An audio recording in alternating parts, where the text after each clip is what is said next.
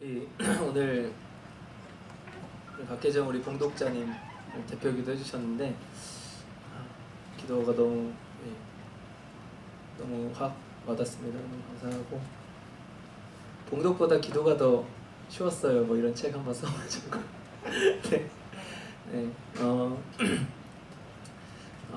이렇게 방학 중에도 계속해서 함께 예배할 수 있는 여러분 환영하고 축복하고 또 감사드리고요. 우리 온라인으로도 함께 참여하시는 분들 계속해서 우리가 또 기억하고 또 기도 많이 하고 있습니다.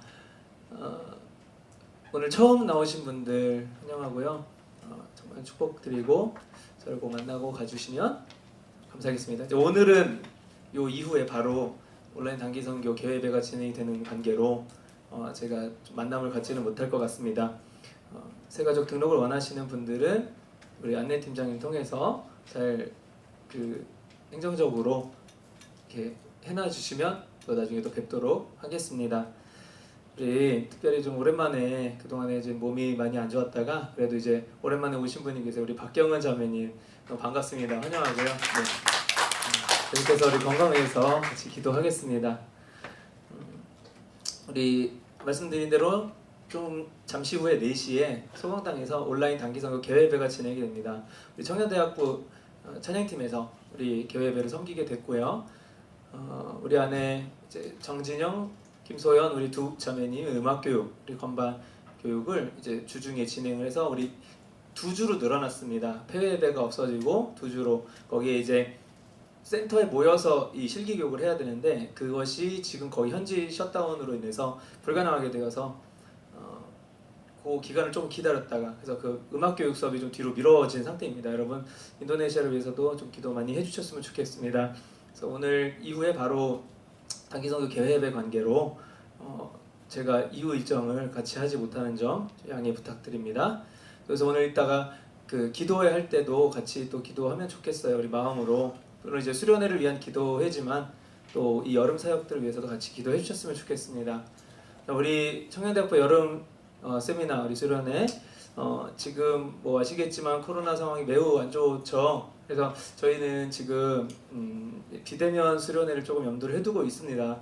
확정이 되는 대로 여러분들 또 마을별로 또 공지를 드릴 건데요. 그렇다 하더라도 저희가 이 조 모임은 4명씩으로 지금 짜여졌기 때문에 어떤 규정 위반이나 이런 것들이 저촉이 되지 않습니다. 그리고 또 그 코로나 검사를 계속 다 받고 온다는 전제하에서는 우리가 조별로는 좀 대면을 할 수 있도록 그렇게 좀 준비를 해보려고 합니다. 그래서 이 부분을 위해서도 많이 기도해 주시고요. 결정이 되는 대로 곧 알려드리도록 하겠습니다. 우리 말씀 같이 나눌 건데요. 우리 느헤미야서를 통해서 우리 개인의 삶의 성전된 모습을 회복해 나아가는 그 21번째 시간입니다. 우리 지난 시간에 이 회복된 자의 그 열매, 회복된 것에 대한 그 모습의 증거로서 이 헌신의 모습이 나타난다라는 것을 함께 나눴습니다. 오늘은 그런 헌신이 그 헌신한 자에게 또 어떤 유익을 가져다 주는지 같이 나눠보기를 원합니다. 어떻게 보면은 헌신을 결정하는 것 자체가 이미 회복이 되었다라는 증거이기 때문에 그것 자체가 우리에게는 사실은 유익일 수 있죠. 그런데 이것이 실제적으로 우리에게 어떻게 그런 유익으로 다가올 수 있는가? 물론 유익을 얻기 위해서 하는 건 아닙니다. 하지만 하나님께 헌신한 자를 하나님께서는 절대 그저 두시지 않으시고 그저 고통과 어려움 가운데만 방치해 두시지 않으시는 분이라는 것을 오늘 우리 안에 확증하는 시간이 되었으면 좋겠습니다. 성벽 재건의 임무를 완수한 이 느헤미야와 유다 백성들 이제 본격적으로 자신들이 살 거주지를 이제 결정을 합니다. 드디어 이제 성벽 다 재건하고 예배도 다 회복이 되었어요. 이제서야 자신들이 살 곳을 마련을 합니다. 자, 그러나 성벽이 완공되었다 하여 백성들이 거주할 곳까지 다 정비가 된 것은 아니었어요. 이들은 자신들의 거처보다 성전 공사를 우선으로 했기 때문에 봉헌식이 다 끝나고 이제 그 봉헌 예배가 다 끝난 이제서야 자신들의 살 곳을 마련하기 시작했습니다. 뭐 봉헌 예배 딱 한 번으로 끝난 게 아니에요. 며칠 동안 이 성회로 계속 모였기 때문에 아무것도 지금 해놓은 것이 없었던 상태입니다. 자, 그런 와중에 아예 자신들의 거처를요 예루살렘 성벽 안쪽으로 마련해야 할 사람들이 있었다라는 거예요. 이 고대 국가의 행정 개념을 보면 이 성 단위로 이 지역이 나눠졌죠. 그런 성을 중심으로 해서 성 안에 거주하는 백성이 있었고요. 그 성 자체가 행정구역의 경계가 아니라 행정구역의 경계 안에 중심에 성이 있었다는 거예요. 그러면은 그 성 안에 거주하는 사람들이 있었고 그 성 밖에 행정구역 안에 있는 성 밖에 거주하는 백성들이 있었다는 거예요. 성 밖에서 거주하는 건 소위 이제 시골의 개념으로 이해하면 되는 거고요. 성 안쪽에는 이제 소위 말하는 메인 다운타운 같은 거죠. 때문에 성 안쪽에 거주하는 것이 어떤 인싸인 거예요. 이게 그 고대 국가는 계속 전쟁이 잦았기 때문에 적이 쳐들어왔을 경우에 성 밖에 있으면 더 위험할 수 있죠. 실질적으로 부유하고 권력 있고 한 사람들이 성 안에 살게 될 수밖에 없었던 거예요. 하지만 이 예루살렘의 지금 상황은 이와는 반대였다라는 겁니다. 한 70여 년 전에 남유다를 함락하여 그곳이 폐허가 된 그 당시 전 국토가 유린되었어요. 하지만 이 수도였던 예루살렘 성전은 더욱 집중적으로 처참하게 공격을 당했었습니다. 그렇기 때문에 이 지역은요 새로 만드는 게요 복구하는 것보다 더 쉬웠을 정도로 그렇게 폐허가 됐어요. 아예 처음부터 그냥 아예 이렇게 완전 노멀이었으면 0이었으면 새로 만드는 게 훨씬 더 쉬울 정도로 엉망진창이 되어 있었던 상황이었습니다. 일단 예배를 드릴 수 있는 제사를 지낼 수 있는 성벽은 재건하였지만 거주할 곳들은 아직 그대로 폐허였다는 거예요. 지금 재건된 성벽은요 성 전체 거주하는 그 성 전체를 재건했다는 게 아니라요 우선적으로 예배할 수 있는 이 성전 있죠. 그 성 안에서도 중앙에 있는 그 성전, 쉽게 말해서 우리 지금 뭐 도시 우리 천안의 어떤 중심에 천안시청이 있는 게 아니라 교회가 있는 그런 개념인 겁니다. 그 성전 자체 성벽 안쪽은 재건이 다 된 거예요. 하지만 그 외벽까지의 그 사람이 거주해야 할 그곳들은 재건되지 않았다라는 거예요. 자, 그렇기 때문에 이 백성들은 어떻겠습니까? 예루살렘 안에 거주하기보다 차라리 밖에 어느 정도 새로 만들더라도 밖에서 거주하는 게 낫겠다 이런 생각을 했을 거라는 거죠. 밖은 그래도 완전 엉망진창은 아니었기 때문에 오늘 말씀은 바로 이런 상황에서 자발적으로 예루살렘 안쪽에 거하는 것을 헌신하는 사람들의 모습 소개되고 있는 겁니다. 성전을 재건하고 나서는 그곳에 거하면서 그것을 지키고 관리하고 유지하고 또 그곳에서 행해지는 뭐 여러 사역들을 감당해야 할 사람들 반드시 필요했죠. 여러분 교회가 지어지고 교회에서 사역하는 사람들이 없다면 도대체 그 건물이 지어진 목적이 뭐겠습니까? 사람들이 필요했다는 거예요. 근데 그곳에서 그렇게 사역을 하려면 근처에 상주를 해야 되는데 그 사역을 감당하는 사람들이 상주하기에 거주 환경 너무나 열악했던 상황이었습니다. 바로 이때 그런 내가 열악한 환경 가운데 지금까지 전체 성벽 재건을 위해서 회복을 위해서 내가 헌신을 했지만 이제 또 내가 한 번 더 희생을 해서 내가 그 안쪽에 조금 더 다른 사람들보다 힘들게 거주지를 마련해서 살겠다라고 결정하는 사람들이 있었습니다. 이런 사람들은 이제 세 종류로 나눌 수 있는데요.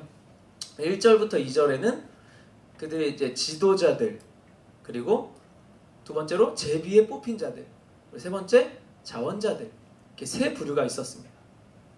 이 지도자들은 아마도 이미 예루살렘에 거주하고 있었어요.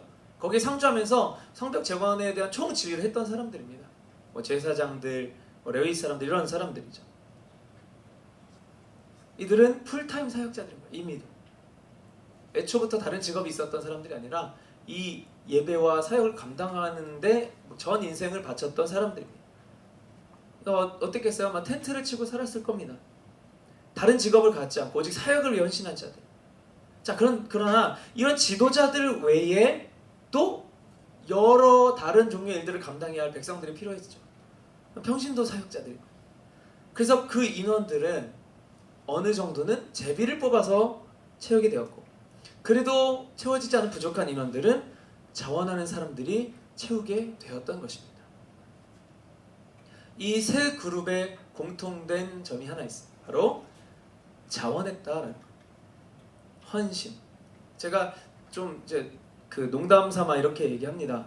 우리 청년들한테, 야, 나는 순종하는 거 원치 않아. 복종을 원해. 순종은 자발적으로 즐거워서 기뻐서 하는 거지만 복종은 하기 싫은데 억지로 하는 거잖아. 난 너희들의 괴로움을 원해. 뭐 이러면서 좀 장난을 치는데요. 하나님께서는 자원한 사람, 순종한 사람들을 기뻐 받으신다. 전 하나님이 아니기 때문에. 네. 이 지도자들은요. 내가 지도자니까, 내가 여기 풀타임 사역자니까, 뭐 저 같으면 여기서 뭐 사례를 받는 목회자니까, 직업이기도 하니까 의무적으로 그렇게 그곳에 사는 것에 대해서 자원하는 게 아니었다라는 거예요. 또 제비 뽑힌 자들이라 해서 아까 말씀드렸죠. 순종이 아니라 억지로 하는 복종이 아니라 제비를 뽑은 것이 하나님의 뜻임을 믿고 자원하는 마음으로 그 제비에 순응했다는 거예요. 그 결과에. 뭐 마지막 부류인 자원자들은 말할 것도 없는 거죠. 모두가 기피했던 그 자리에 주님이 꼭 필요하다 하시니 육신의 안위를 내려놓고 기꺼이 헌신한 사람들이었습니다. 이런 자들에게 반드시 하나님의 복이 임한다라는 사실을 오늘 나누는 것입니다.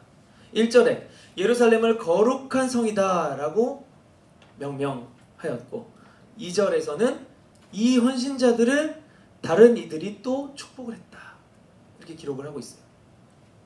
자, 인간의 눈으로 보기에는 그것은 폐허이지만 영적으로는 거룩한 것인 거예요. 거룩한 것. 우리는 어떤 사람들이죠? 하나님 나라를 소망하는 사람들, 하나님 나라에 입성하기 위해 사는, 그 목적으로 사는 사람들이에요. 그것은 어디요? 거룩한 것입니다. 이 땅에서 그 하나님 나라가 구현이 될 수 있는데요, 그것은 거룩한 곳이어야만 하는 거예요. 제가 온누리교회 사역할 때 거기는 이제 정말 공동체가 몇백 공동체가 있고, 뭐 청년들만 해도 그러다 보니까 주일에 이제 교회 건물은 포화 상태예요. 교회 건물도 여러 군데가 있었지만 한 청년 중에 한 공동체, 한 뭐 7, 800명 되는 하나의 공동체가 있어요. 거기는 주일에 나이트클럽을 빌리는 거예요. 주일에 나이트클럽에 오전에 문을 안 열잖아요. 그곳에서 예배를 드리는 겁니다. 그럼 거기가 거룩해지는 거예요. 하나님 나라를 구현하는 곳이다. 참되게 예배하는 곳이다. 우리 각자의 삶도 마찬가지다라는 거죠. 그 거룩함 자체가 하나님께서 그 겉으로 보기에, 세속적으로 보기에는 폐허가 되어 엉망이고 사람이 살기에 너무나 힘든 그곳이지만, 세상의 기준으로 보기에는 정말 폐역한 곳일 수 있지만 하나님께서 거룩한 곳이다. 왜? 예배가 회복이 된 곳이니까. 바로 그것이 복인 거예요. 그 거룩함을 입은 자, 그 거룩한 곳에 거주하는 것 자체가 복인 거예요. 이건 하나님 나라의 축복으로 믿는 겁니다. 우리가 출애굽 당시에 가나안 땅도 마찬가지였어요. 가나안 땅 자체가 사실은요, 세속적으로 보기에 그렇게 살기 좋은 땅은 아니었다는 거예요. 굉장히 덥고 밤에는 마이너스 한 40도까지 내려가, 어떤 농작물을 이렇게 짓기에 쉽지 않은, 그리고 정말 그 어떤 물이 없어서 비가 자연스럽게 올 때까지 기다려야만 하는, 그걸 우리가 뭐예요? 천수답이라고 하죠. 하나님께서 비를 내려주시면 우리를 공급받는 거가, 안 내려주시면 그냥 기다려야 되는 거예요. 전적으로 하나님만 의지하지 않으면 살 수 없는 땅. 이게 세상의 기준으로 보기에는요, 절대 복의 땅이 아닌 거예요. 왜? 내가 자급자족이 안 되니까. 불안하잖아요. 누구를 믿겠어요, 이 세상에서. 그런데 하나님 나라의 기준에서 복이다라는 것은 하나님 의지할 수 없으면 살 수 없는 상태, 거룩한 상태, 이게 복이라는 거예요. 예루살렘 성벽 안쪽에 그 폐허가는 땅에서 사는 그들은 그래서 거룩함의 은혜를 입은 자들이다라는 것. 바로 우리의 헌신, 이와 같이 세속적 기준으로 볼 때요, 잘 될 만한 것, 성공할 만한 것, 이런 것만 찾는 게 헌신이 아니라는 것. 그 반대가 될지라도 결과적으로는 세상이 보기에 좋지 않아 보이는 것이라 할지라도 하나님이 하라 하신다 하면 하는 것. 왜요? 하나님께서 하시는 모든 일들의 결과는 이미 다 승리로 준비되어 있기 때문에 거기에 순종하는 것은 순종 자체가 이미 축복이 되는 겁니다. 주님이 하라고 하신 일이 거룩한 것이죠. 거룩한 일만 찾아서 주님이 하라고 하시는 게 아니라는 거예요. 아무도 알아주지 않아도 주님만 알아주시면, 주님만 인정해 주시면 이 사역은 거룩한 것입니다. 제가 일전에 한번 나누었던 예화가 있는 것 같아요. 시골에 가난한 개척교회에 이 목사님 부부가 있었고, 그분들이 이제 사역을 다 마치고 정년에 은퇴를 하셨습니다. 근데 그 사역을 너무나 고되게 감당하셔서 건강이 너무 악화가 되었고, 특별히 이 목사님은 치아가 너무 안 좋으셔서 큰 수술을 해야 됩니다. 그래서 이제 은퇴하셔서 다른 곳에 사시다가 그 시골 동네로 다시 왔어요. 근데 교회에서 도와줄 수가 없는 거예요. 어느 날 쓸쓸히 그냥 돌아가셨어요. 이것을 보면 우리가 이 사역이 정말 하나의 뜻이다, 성공했다, 이렇게 볼 수가 있을까요? 세속적으로. 그런데 그게 정말 그분들이 하나님 뜻에 의거해서 그 사역을 했다면요, 이분들은 지금 하나님 나라에서 큰 은혜와 복을 누리고 있는 분들이, 우리의 복의 기준이 여기 있지 않다라는 거죠.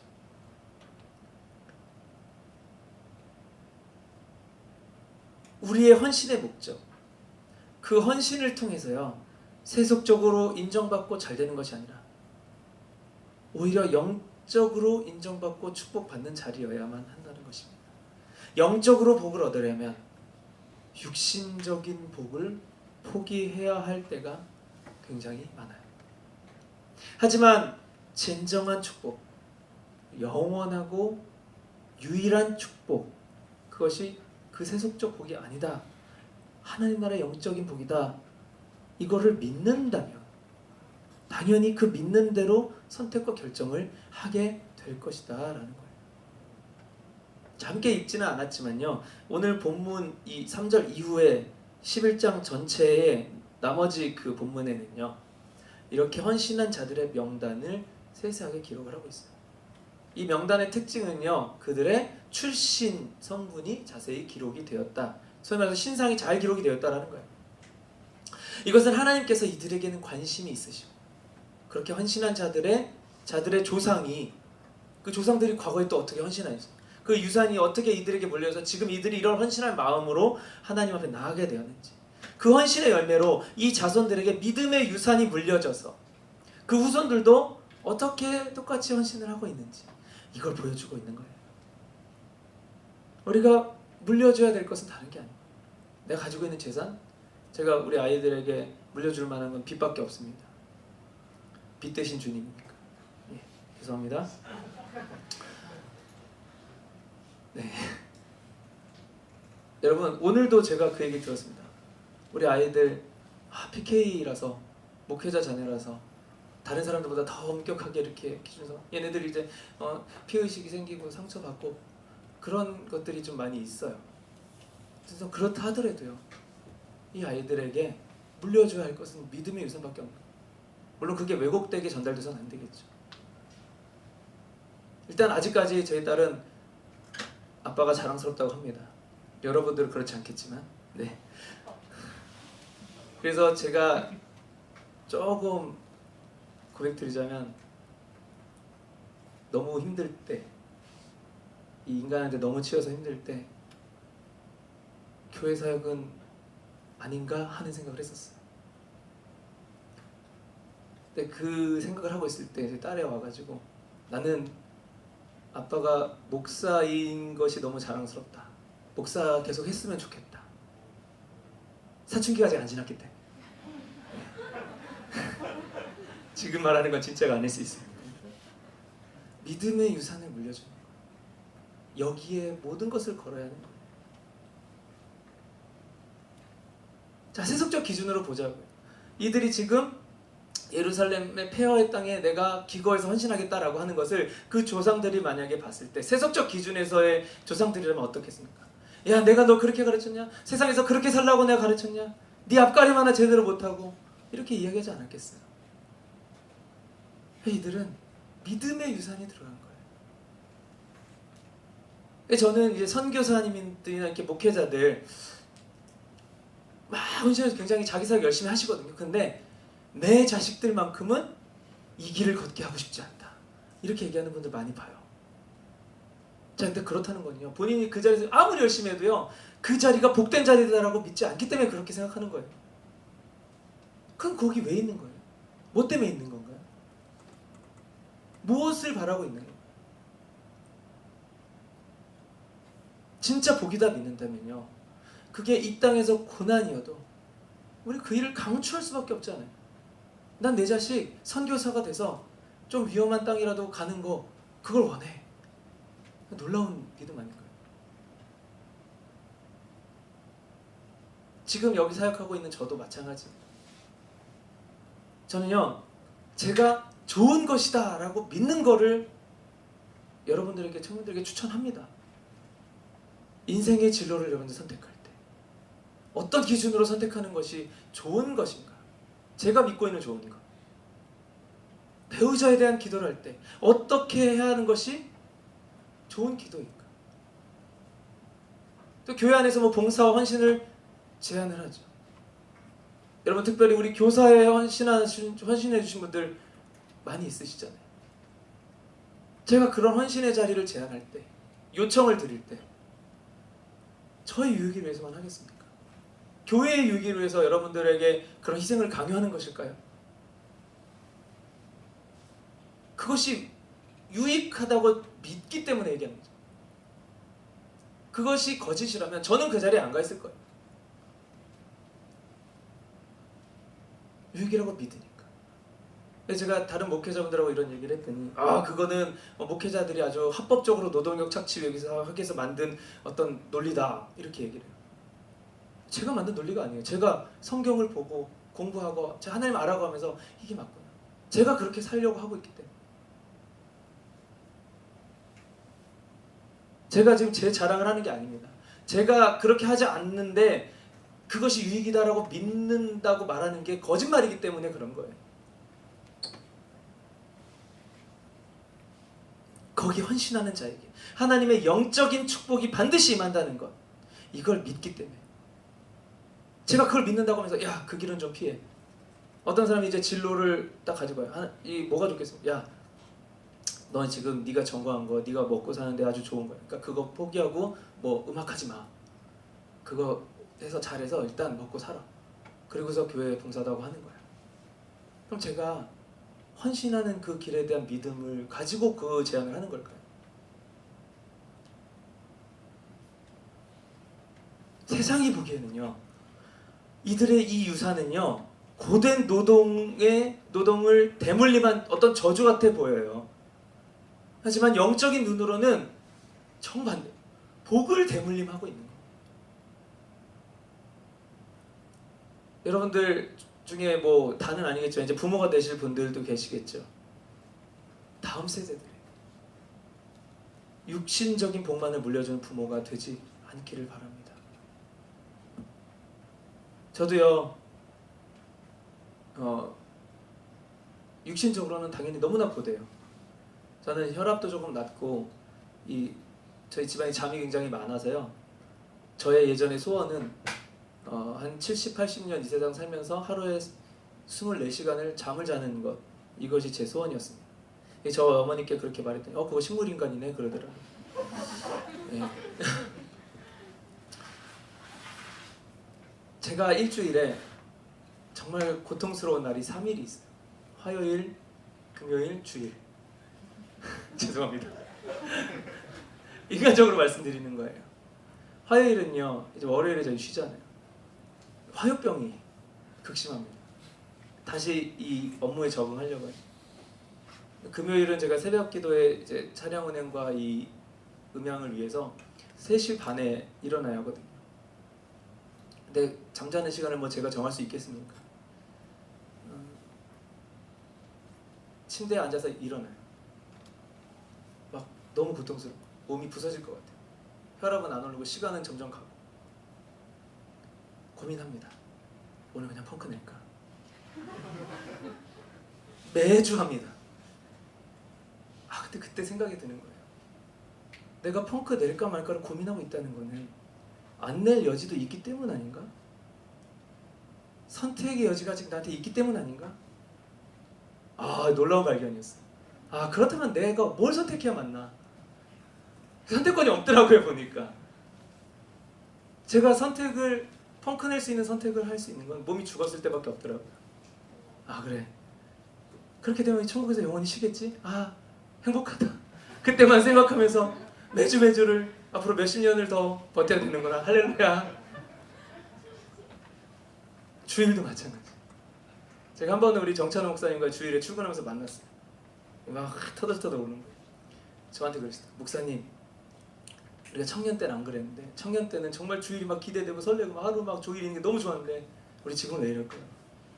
우리가 목사여서 그렇습니다. 몸은 그대다. 세속적으로는 당연히 힘듭니다. 여러분, 헌신은 희생이 필요합니다. 내가 소모가 되는 게 있을 수밖에 없다라는 거예요. 내가 할 거 하고 시간 나오면, 내가 잠 좀 자고 좀 개운해지면, 내가 내 쓸 거 물질 다 쓰고 좀 나오면 그때 하나님 나라 위해서 헌신하겠다. 그건 헌신 아니에요. 내가 할 수 없는 어려운 상황에서 하는 게 헌신이죠. 희생을 필요로 하는 거예요. 하나님이 우리한테 우리의 그런 우리가 희생하는 그 모습이 즐거우셔서, 하나님이 무슨 SM이셔서 그런 게 아니라는 거예요. 그거를 희생하는 모습만이 그것보다 하나님을 더 사랑하는 표시이기 때문에 그런 거예요. 그거 한 가지뿐입니다. 그럼 하나님이 당장 육신은 힘들고 정신적으로 고통스럽더라도 그 믿음으로 행동을 결정한 사람을 어떤 복으로 채워주실까요? 아니, 그렇게 구원의 은혜를, 구원의 복을 이미 주신 그들의 모습, 어떤 복으로 이미 채워져 있는 것일까? 우리가 늘 이것을 고민하고 생각하고 기도하는 사람들이었으면 좋겠다는 겁니다. 노동의 저주의 대물림이 아니에요. 복의 대물림인 거예요. 이 땅에서 잠깐 좋은 걸 물려받은 것 같아요. 근데 이 땅에서 끝납니다. 영원하지가 않아요. 어쩌면 이 땅이 다 살기 전에 없어질 수도 있는 것들이에요. 하지만 영적인 복은요, 그 육신의 미래보다 더 뒤의 미래, 그리고 더 길고 영원한 미래에 적용이 되는 복이다라는 거예요. 지금 이 땅의 잠깐의 미래에 준비하는 그것들은 바로 그 육신의 죽음 이후에는 아무 소용이 없는 것들이라는 거 우리가 너무 잘 알고 있잖아요. 사용기간이 곧 끝나고 유통기한이 정해져 있다는 거예요. 우리는 영원한 유산을 물려줘요. 영원한 것을 물려주기 위해서 잠깐의 것들을 포기해야만 합니다. 포기할 수도 있고. 그게 그리스도인들의 복된 삶이다 라고 저는 믿습니다. 말씀을 정리합니다. 우리 자신이 먼저 육신의 안위를 포기해야만 얻을 수 있는 영적 헌신의 자리에서 영적인 복을 누리실 수 있기를 소망합니다. 여러분, 사역과 헌신의 자리, 하나님이 우리의 순종의 모습을 보시고 복을 주시기 위해 만드신 자리라는 것, 그것을 믿으시기 바랍니다. 교회 안에서 봉사의 자리들이 있을 것이고, 여러분들 진로를 정할 때도 세속적 성공을 위한 것이 아니라 하나님의 뜻과 부르심이 기준이 되는 것, 이것 또한 영적인 축복의 자리라는 것 믿으시기 바랍니다.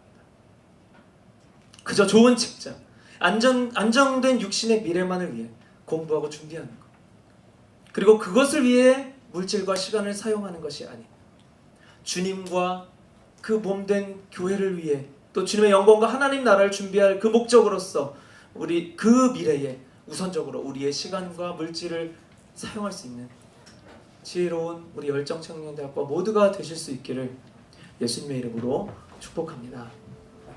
예, 찬양하시겠습니다. 그래서 우리는 주님이 찾으시는 그 한 사람이 되기를 원합니다. 이렇게 계속해서 오늘도 변하지 않고 고백을 합니다. 매주 드리는 이 찬양, 매주 새 노래로 고백이 되는 거예요. 우리 안에 이 고백을 우리가 갱신하기 때문에, 이 고백의 삶 우리가 갱신해야 되기 때문에, 어느 것도 필요 없어서가 아니라 필요 없기로 결정하고 드리는 고백이어야 한다는 거예요. 함께 찬양하고 기도하시겠습니다.